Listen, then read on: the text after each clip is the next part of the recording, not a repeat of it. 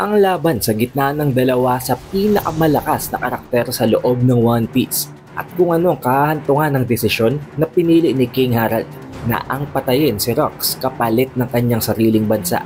Kung anong tinutukoy ni Garling na kukuha ng atensyon, kukuha ng interes ni Imu Sama sa loob ng God Valley at kung ano talaga ang punto at ang goal ng pagsasagawa nila ng hunt sa God Valley.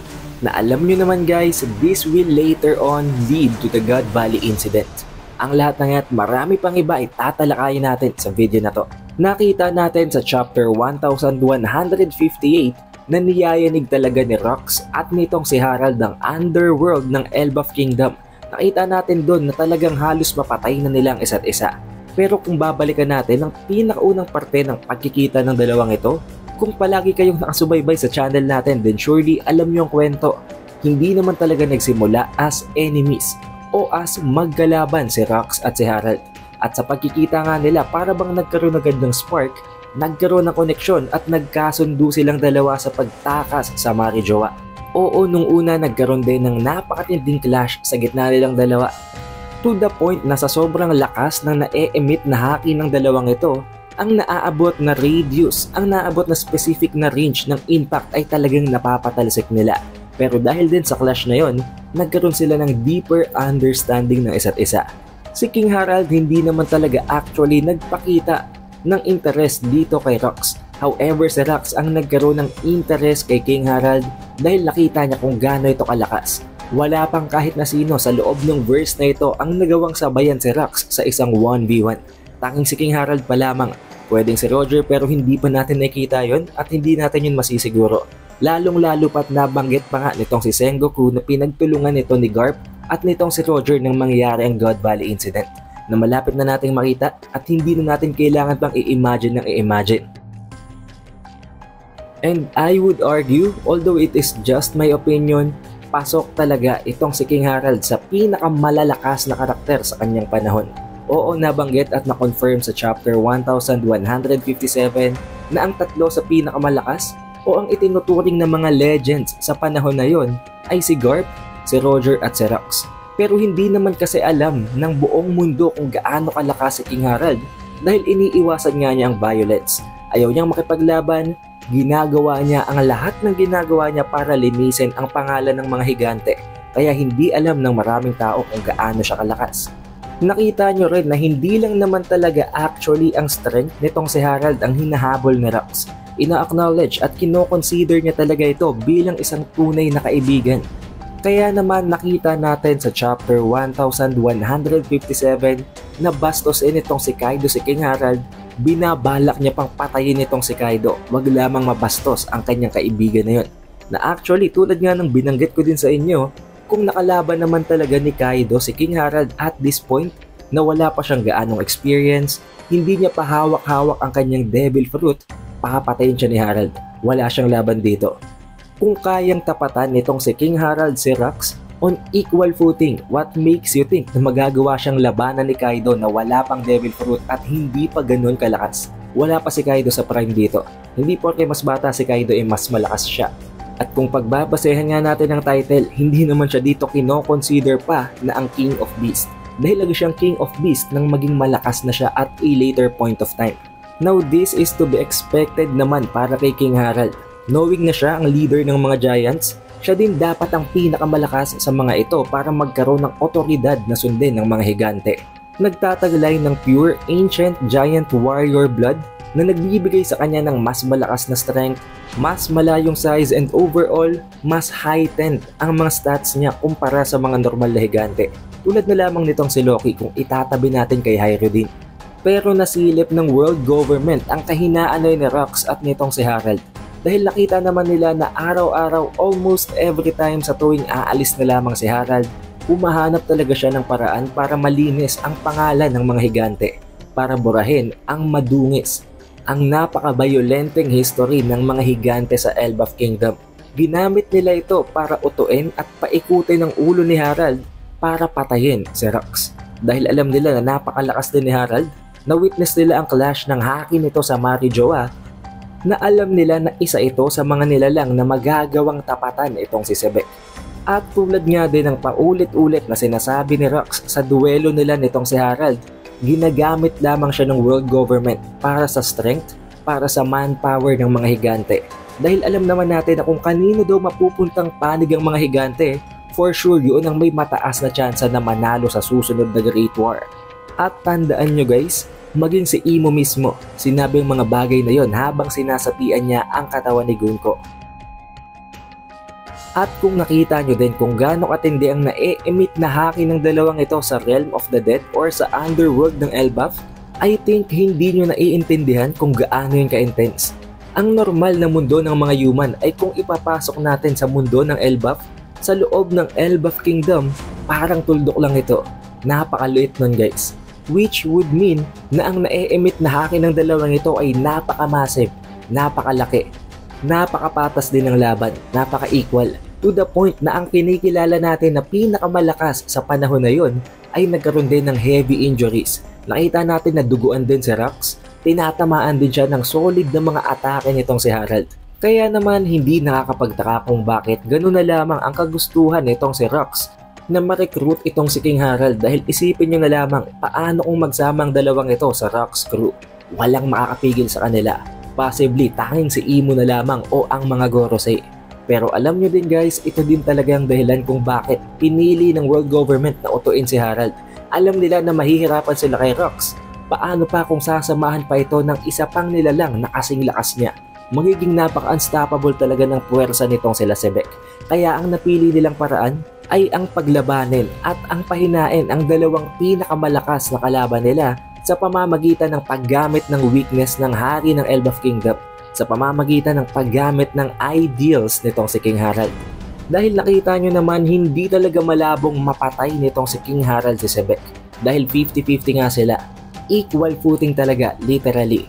Wala pang kahit na sino sa loob ng One Piece verse at sa kwentong ito ni Rox ang nakagawa sa kanya ng ganito. Wala pang nakaka-injure sa kanya to this extent. O sabihin nga natin na wala pang nakakagalos dito kay Rox. Maging nang i-infiltrate niya ang Marijoa, maging nang pumatay siya ng isang admiral. But most likely maging sa duelong yon ay nag-hold back pa rin ang dalawang ito dahil hindi naman talaga nila gustong patayin ng isa't isa. Lalong-lalo na itong si Rox. Dahil alam naman natin na kinikilala at ina-acknowledge talaga niya si Harald bilang isang kaibigan. Si Harald naman ulit-ulit pa rin niyang sinasabi na wala siyang choice. Although indirectly yun ang ini-imply niya, wala siyang magagawa. Mas kakailanganin niyang piliin ang kanyang bansa dahil isa siyang hari. Hindi niya pwedeng ipagpalit ang bansa para sa isang kaibigan na isang kriminal. Na para bang sasapilit ang laban na yun ang nagsilbing way nila para i-exert ang kanilang sama ng loob. Para ilabas ang galit nila hindi sa isa't isa, kung hindi sa mundong ginagalawan nila. Na nang dahil dito napipilitan silang gumawa ng desisyon na hindi naman talaga nila gustong gawin, pero responsibilidad nilang panagutan. So since hindi pa sila handa na patayin ng isa't isa dito, nakita naman natin na eventually tinigil nila ang laban. Tumigil sila at nag-usap sila habang sinasabi na it will be their very last meeting. Hindi na sila magkikitang muli. And by the time na magkita sila, it will be not as friends, but as enemies. At tulad ng sinasabi ko sa inyo guys, magkikita talaga sila muli. At yun ay mangyayari sa God Valley Incident. Insert ko lang ulit, meron na tayong video tungkol dyan at sa kung anong pwedeng magiging outcome ng susunod na meeting nila. Lalagay ko na lang sa comment section ang link sa video na yon. Pero ngayong nandito na tayo sa God Valley na topic, pumasok na tayo kay Figarland Garling at kay Shanks at kay Shamrock. Nakita naman natin sa chapter 1158 na it's as if itong si Figarland Garling talaga ang nagsisilbing para bang manipulator ng world government as of that time. Siya ang dahilan kung bakit naganap ang God Valley Incident. Dahil nangyari nga ang God Valley Incident nang dahil sa ginanap na hunt sa lugar na yon at nang dahil din sa na-leak naman itong si Genie ang impormasyon sa iba pang mga pirata. Binanggit ni Garling na sa loob ng 2 taon, makikita doon ni Imo ang isang bagay na pupukaw ng kanyang interes at inirequest niya din na ang susunod na hunt ay dapat daw ganapin sa lugar na yon, sa God Valley. Isang island, isang isolated na bansa na hindi pa affiliated sa world government, na para bang isa itong sekreto. Walang ibang makakaalam kung hindi ang higher ups lamang at ang ibang mga pirata nga na nadamay sa laban na to. na nagpapakita lamang ng kung gaano kagaling na isang master strategist itong si Fi Garland Garling na ngayon nga isang miyembro na ng Gorosei. Pero may isa ding napakalaking tanong sa chapter na yon. Anak nga ba ni Fi Garland Garling si Shanks at itong si Shamrock? Ngayon, para hindi kayo guys mahirapan mag-isip, i-explain ko sa inyo ito ng napakasimple at napaka-concise. Nangyari lamang ang theory na yon, ang controversy na yon, nang dahil sa pag-release ng spoiler para sa chapter 1158. Nang dahil sa miscalculations at sa ibang mga fans na nag-overreact sa nabasa nilang spoiler na kung saan na misinterpret nila na baka daw ang tinutukoy na mga individuals, ang tinutukoy na bagay nitong si Garling na matatagpuan sa God Valley na pupukaw ng interest nitong si Imu ay si Shanks at si Shamrock, na nakita naman natin na napatunayan sa paglabas ng full chapter na actually hindi yun ang case. Marami din ang magsasabi na bakit daw hindi pula ang buhok ni Garling. Hindi naman necessarily kailangang maging blonde or yellow din ang buhok ni Shanks at nitong si Shamrock, dahil nakita nyo naman na pula ang buhok ng nanay nila. Or sabihin natin na hindi pa naman yun nare-reveal, hindi pa yun confirmed dahil wala namang kulay ang pag-release ng latest chapter.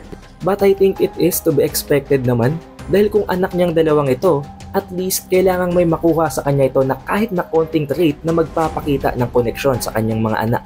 Pangalawa, isa din sa nagiging rason kung bakit napakadami ng nagsasabi na hindi anak ni Garling ang mga ito is that nakita natin na sa pag-reveal kay Rox, ipinakita ng narrator na officially anak ni Rox si Blackbeard. Ipinakita din sa sumunod pang ibang mga panels na apo nitong si Garp si Luffy at anak nitong si Roger si Ace. Pero pagdating dito kay Garling, walang kahit na anong bagay na bumabanggit na anak nitong si Garling si Shanks at itong si Shamrock. Pero lilinawin ko sa inyo guys, that is unnecessary na. Nang i-reveal at ipakita ang leader ng mga Holy Knights na si Shamrock, inilagay na mismo doon na ang pangalan nitong si Shamrock ay Fi Garland Shamrock at anak siya ng previous na chief ng Holy Knights na itong si Fi Garland Garling. And knowing na sila ngang dalawa ni Shanks ay twins, then I think common sense naman na isipin na tatay din ni Shanks itong si Garling. It is also undeniable na magkakamukha ang tatlong ito. Na kung iisipin nyo nga guys, kung babalikan natin ang napakatagal ng nagdaan na chapter, ng unang beses na ipakita ang batang muka nitong si Garling, napakarami na agad ang nag-speculate na baka ito ang tatay ni Shanks nang dahil lamang sa pagkakapareho ng facial structure nila. Na eventually nakita nyo naman, it is indirectly and unofficially implied na anak niya talaga si Shanks sa pamamagitan ng pagre-reveal na anak nitong si Garling si Shamrock at sa pag-reveal na kapatid naman ni Shamrock itong si Shanks. Nawaiting kahit papano nalinawan kayo ng konti sa napakaraming mga complex na mga ideas and informations na inirelease sa chapter 1158.